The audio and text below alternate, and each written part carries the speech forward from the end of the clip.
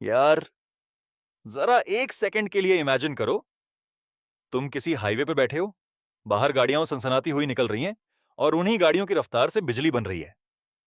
कोई solar panel नहीं, कोई बड़ा पावर प्लांट नहीं, बस सड़क पर दौड़ती गाड़ियां और उनसे पैदा होती एनर्जी।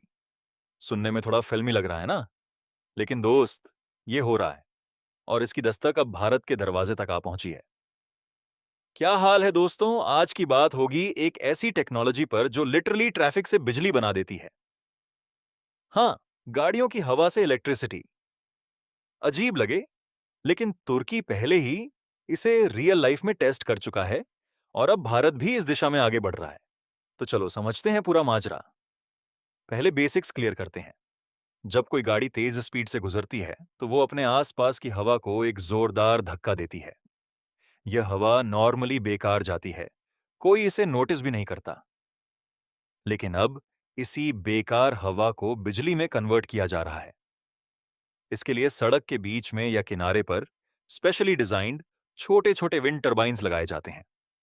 जैसे ही कोई व्हीकल इनके पास से गुजरती है, उसकी स्पीड से बनने वाला एयर प्रेशर इन टर्बाइन्स के ब्लेड्स को स्पिन करता है।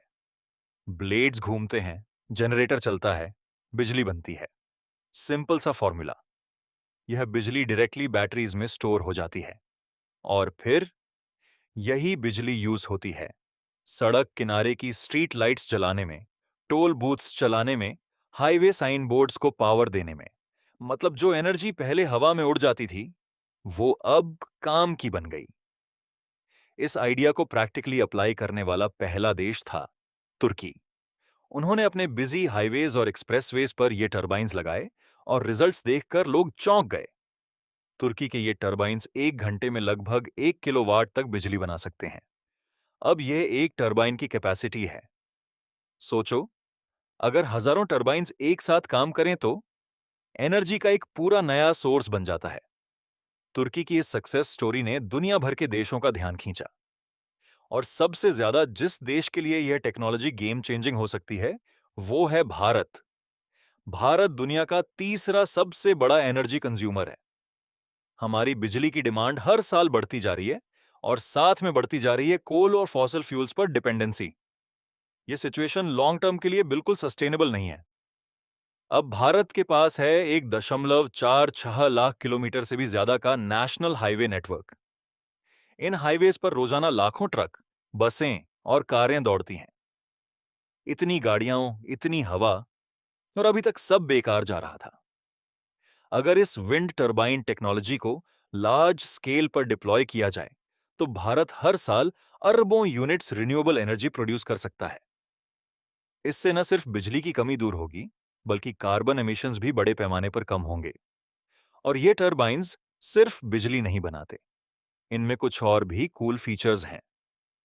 पहला, कार्बन फुटप्रिंट ट्रैकिंग। यह डिवाइसेस रिकॉर्ड करते हैं कि किस हाईवे से गुजरने वाली गाड़ियां कितना पॉल्यूशन फैला रही हैं। इस डेटा से गवर्नमेंट बेहतर पॉल्यूशन पॉलिसीज बना सकती है। दूसरा, वेदर और environment monitoring. Temperature, humidity, air quality, सब कुछ यह टर्बाइन्स ट्रैक करते हैं। यह डेटा स्मार्ट हाईवे मैनेजमेंट के लिए बेहद यूजफुल होता है। तीसरा, real time energy monitoring. Sensors बताते हैं कि कितनी बिजली बनी, कितनी स्टोर हुई, कितनी यूज हुई। एनर्जी मैनेजमेंट एकदम ट्रांसपेरेंट हो जाता है। भारत में इस कॉन्वर्सेशन की शुरुआत हुई एक बड़े नाम से। महिंद्रा ग्रुप के चेयरमैन आनंद महिंद्रा, जो हमेशा से नई टेक्नोलॉजी के बड़े सपोर्टर रहे हैं, उन्होंने यह आइडिया सीधे union road transport minister Nitin Gadkari ji तक पहुंचाया।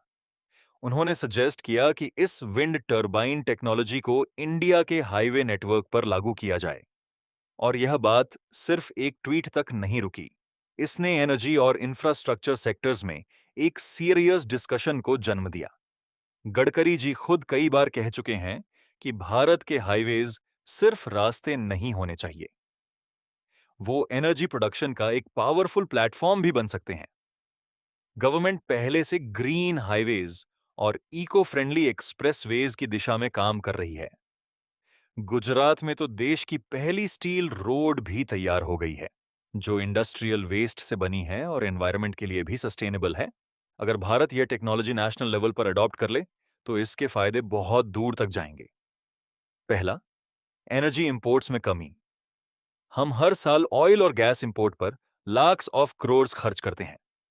रिन्यूएबल एनर्जी को बूस्ट करके यह बर्डन काफी कम किया जा सकता है। दूसरा, नए रोजगार।